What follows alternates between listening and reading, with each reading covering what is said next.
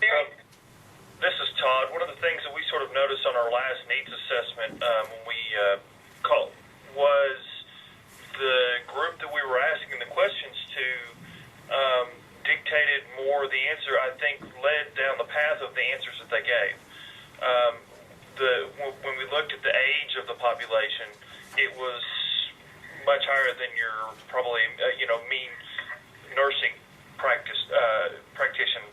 And so the hard part is going to be making that transition for what we are accustomed to doing and what we feel comfortable with to the expectations of the next level of students and what their expectations are. And that's the hard part, is being willing to make that transition. Yeah, true. Because they're wanting more interactivity, their expectations are more tech, they tend to lean towards those kind of things.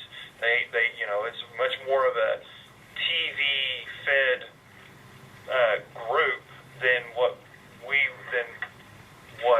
the current group is now.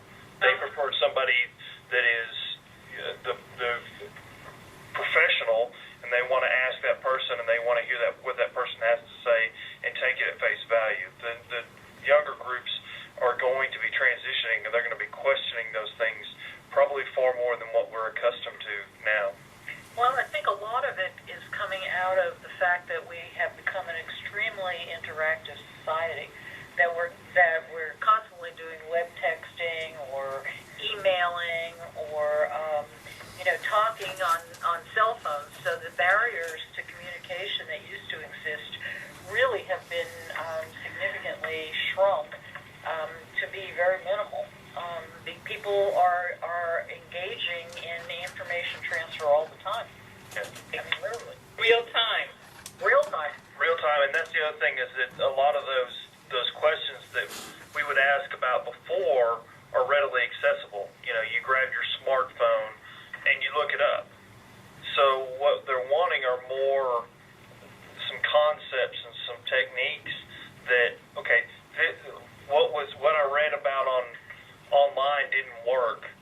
What's another way of doing this? And finding out from somebody who's had some experience. That seems to be more what they're looking for. Because if you're going to give them what's the magic number for this test, they can find that information so quickly that, in fact, a lot of times the patients have that number before you can ask them, and they'll know what the number is. So it becomes a much different audience that we're talking to. Everyone, this is Lauren. Thank you, Todd. Thank you, Drs. Chernoff and Dr. Howell. If there's no further questions, since it's 12 o'clock, I'd just like to conclude. Dr. Chernoff and Howell, anything else you'd like to add?